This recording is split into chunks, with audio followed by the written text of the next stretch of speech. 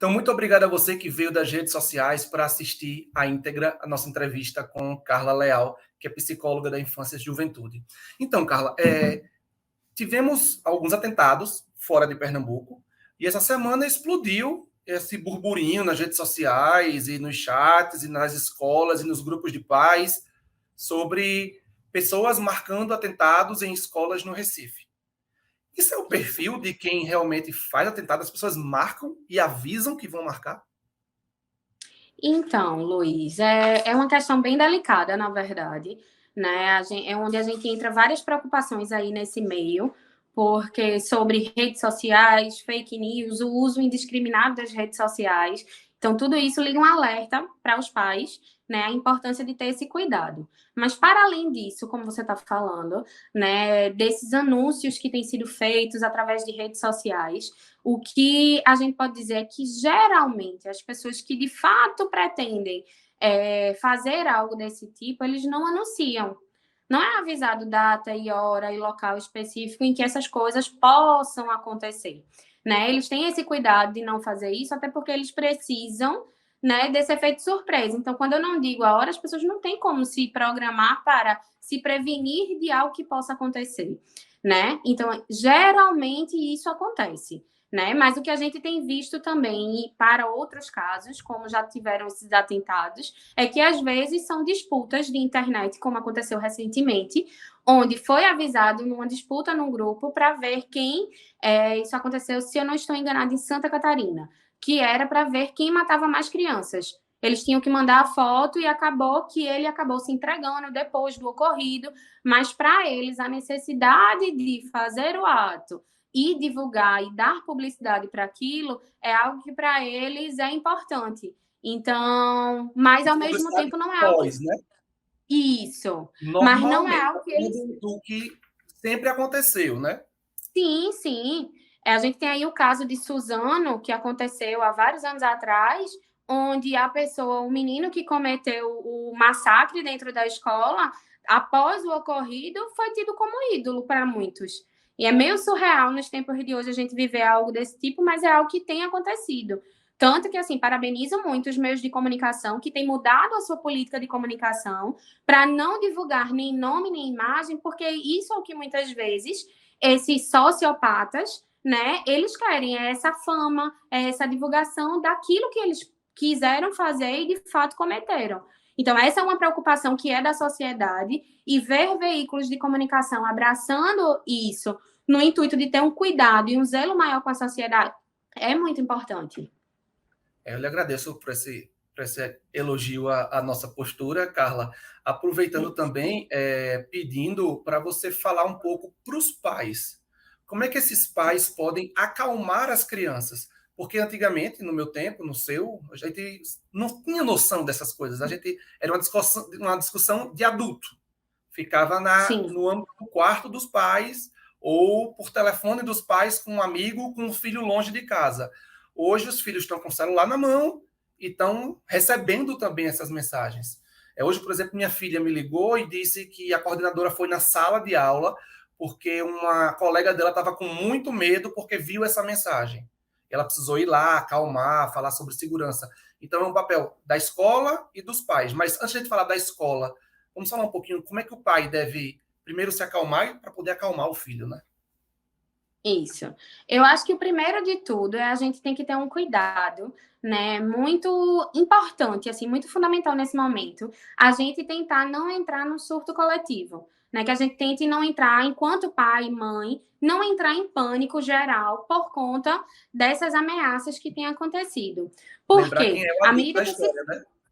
e isso, somos os adultos, essa maturidade é a gente quem tem. E é essa maturidade que a gente precisa levar para os nossos filhos. Até porque o pânico, coletivamente falando, ele vai gerar muito mais violência. Então, a gente precisa ter esse cuidado. Então, no primeiro momento, é a gente tentar manter uma tranquilidade e um pensamento mais racional e menos emocional.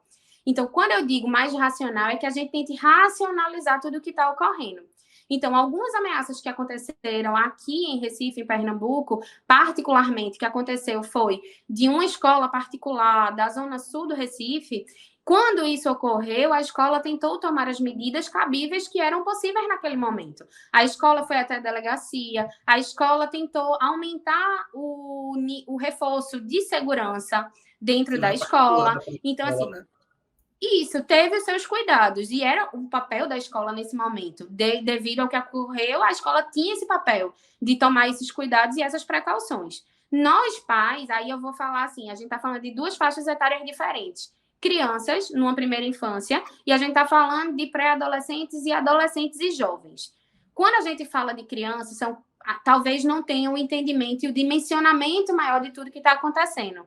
Né? A gente está falando de crianças pequenas que ainda estão com o cérebro em processo de desenvolvimento, de reconhecimento de emoções. Então, ela não vai saber mais ou menos, como. até mais ou menos os 4 anos. Até uns 5 anos, mais ou menos, às vezes até uns 6, né? Certo. E aí, essa criança, o cuidado que os pais têm que ter é, se algo chega para essa criança de 5, 6 anos, que pode acontecer de ouvir uma professora comentando com outra, um auxiliar conversando com o recepcionista, e essa conversa pode chegar para ela e ela ouvir e ficar receosa e com medo. Então, qual o papel dos pais nesse momento? A orientação que eu tenho é, primeiro, acolher essa criança, né? Com esse receio que ela esteja, o próprio medo que pode vir de uma situação como essa. Então, é essa acolhida e uma escuta atenta. Em terceiro lugar, eu acho que os pais têm que ter, assim, tentar passar a segurança para o filho, né?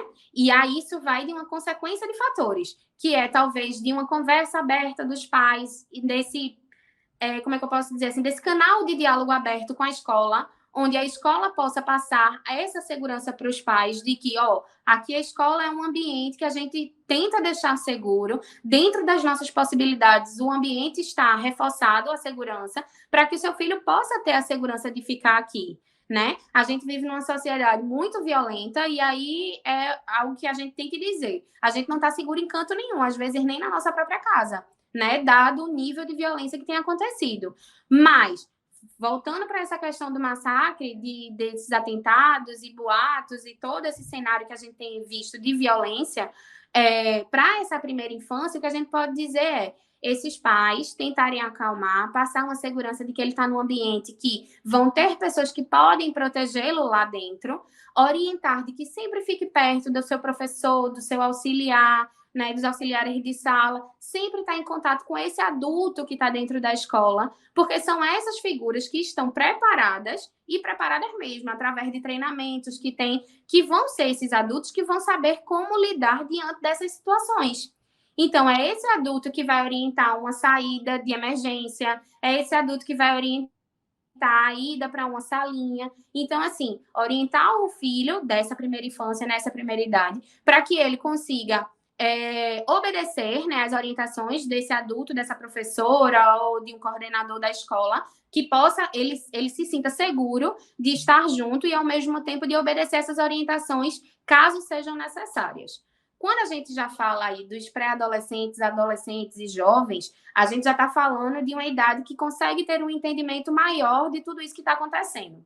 Até porque ele vai ter acesso a isso através de Instagram, TikTok, dessas redes sociais como um todo, né? Está ali à disposição. A televisão ligada, passando em casa, no rádio. Às vezes, até na própria conversa com os amigos na escola, grupos de WhatsApp, grupo de jogo de videogame, e aí um amiguinho pode contar que viu a mãe falando, comentando com um amigo, enfim.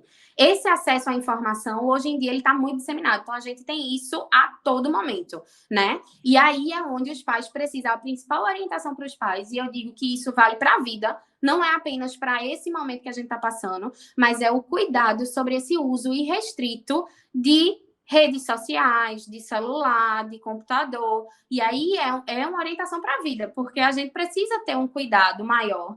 Tá observando o que é que seu filho está jogando, com quem ele está jogando, né? O que é dito durante esses jogos, né? Quais são as redes sociais que meu filho está utilizando? Tem algumas redes sociais, né? Tem uma específica, não sei se eu posso falar o nome, mas assim, o TikTok hoje é uma rede que são vídeos muito curtos, mas que às vezes são vídeos muito pesados para crianças e adolescentes. Eu tenho adolescentes que eu atendo em consultório que viram vídeos curtos e isso provocou medos absurdos no adolescente. E que até hoje o adolescente não consegue mais dormir no quarto sozinho. por conta de um vídeo de menos de 10 segundos. Então, assim, veja como essas redes sociais, ela tem um impacto grande no psicológico desse jovem. Carla, só uma última pergunta. É um momento, a gente sempre vê nos Estados Unidos e em outros países que as crianças são treinadas para incêndios, são treinadas para rota de fuga, são treinadas para como agir em situações de perigo, de modo geral. Esse é o momento da escola fazer esse tipo de treinamento com a criança, ou isso só pode aumentar o medo dela? Ou vai passar uma segurança de que agora eu sei o que fazer? Veja, nesse ponto, eu traria uma observação importante. Nos Estados Unidos é algo muito frequente, porque é algo que sempre, assim, a gente tem um histórico, né, de vários casos de ataques às escolas, e isso fez com que eles se preparassem para isso. Nas escolas brasileiras, o que eu posso te adiantar é que toda escola, em geral, e aí eu vou dizer assim, em geral, porque a maior parte das escolas tem ou deveriam ter um treinamento, por exemplo, para incêndio. Caso tenha um incêndio, a escola tem que estar preparada para uma rota de fuga, até porque elas passam por uma avaliação do Corpo de Bombeiros, elas têm que ter um aval ali do Corpo de Bombeiros, né? De que tem um aval, eu acho que das localizações, extintor de incêndio, tudo isso. E, além disso, eles também fazem esse treinamento. Criam uma rota de fuga para incêndio, que serve não apenas para o incêndio, mas para situações como essa, né? A questão é, a equipe dessa escola é treinada para isso? Para, se acontecer algo que não seja, obviamente, um incêndio, ela saber que pode utilizar aquela rota de fuga para, né, direcionar as crianças, né, conduzir as crianças de uma forma pontual e, ao mesmo tempo, mais racional e menos emocional. Aí é onde a gente entra naquele impasse. E aí, por onde eu digo, e aí onde eu falo que é muito importante esse diálogo aberto com a escola para entender até que ponto a escola está pronta e está preparada, né? Além das medidas de segurança, de reforço de segurança, que muitas escolas começaram a ter, né? Foi divulgado várias escolas, né, essa semana no Recife, começaram a apresentar algumas medidas de segurança, como evitar a circulação dos pais dentro das escolas, né? O pai vai deixar a criança na porta, a criança vai entrar. E aí, isso já é uma forma de controle, de você já diminuir a circulação de pessoas dentro da escola, além de outras medidas que estão sendo tomadas à medida que as escolas vão percebendo alguns buracos, digamos assim, nas suas seguranças e que elas precisam readaptar para esse momento, né? Então, assim, precisa-se ter um cuidado, de fato. A escola tem esse treinamento, a escola já tem uma rota de fuga para incêndio, os professores são treinados para caso aconteça qualquer situação, que eles possam seguir por essa mesma rota para salvar as crianças, os jovens e assim mesmos. Tem esse treinamento? Não tem? Se não tem, o que é que a gente precisa fazer para ter esse treinamento?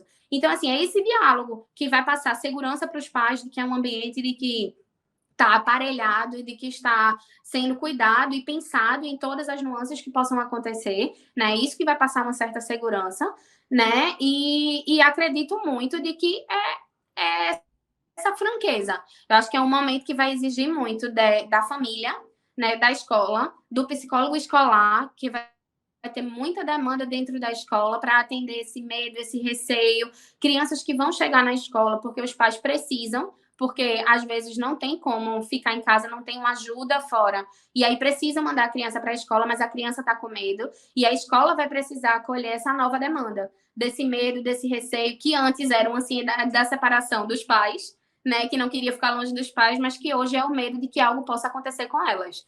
Então, assim, é um cuidado que a gente precisa ter, um olhar atento, mas, sobretudo, um trabalho conjunto, né? Escola, família, psicólogo escolar, enfim, toda essa rede e as autoridades também.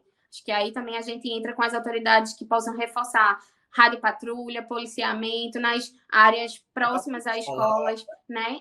Carla, muito obrigado por sua contribuição nesse momento. É muito importante para a gente acalmar as pessoas, fazer o mundo voltar a vibrar positivo, né? Porque coisas boas geram coisas boas e trazem coisas boas. E esses pensamentos negativos só vão criar mais ansiedade e mais problema. E enquanto jornalista, eu posso dizer também para esses pais que estão assistindo que a boa informação, a informação correta, não só a conversa, mas ir para a escola, saber o que tem de segurança na escola, procurar saber isso também na hora de escolher a escola para a sua criança. Não só essas rotas de fuga, essas questões de segurança, mas também saber que existe o canal aberto para quando momentos quanto esses chegarem, elas poderem tirar a informação e, inclusive, ser informada, né? Eu ligar para a escola e saber por que a escola está segura, por que eu posso dizer ao meu filho e garantir a ele que ele está seguro. O que é que vocês estão colocando na escola que ele vai ver e que ao eu contar para o meu filho que tem isso, ele vai saber, meu pai sabe, ele ligou, ele sabe, ele procurou saber, ele não está mentindo, ele não está querendo só me acalmar, né? Com a informação correta, essa desinformação, essa onda e rede de desinformação pode acabar. Muito obrigado, Carla, por sua contribuição para a gente no Diário de Pernambuco. Eu que agradeço o convite e estou aqui à disposição. Que eu puder ajudar e que eu puder contribuir, contem comigo. Tá, joia. Muito obrigado. E muito obrigado também a você que nos acompanhou até agora, que talvez tenha vindo lá da rede social, ou se não, marca o seu amigo que precisa ver esse vídeo, o pai, a criança, o seu colega de sala de aula, para que as pessoas possam se acalmar e olhar só para o lado que é interessante realmente em toda essa história. Muito obrigado e até a próxima.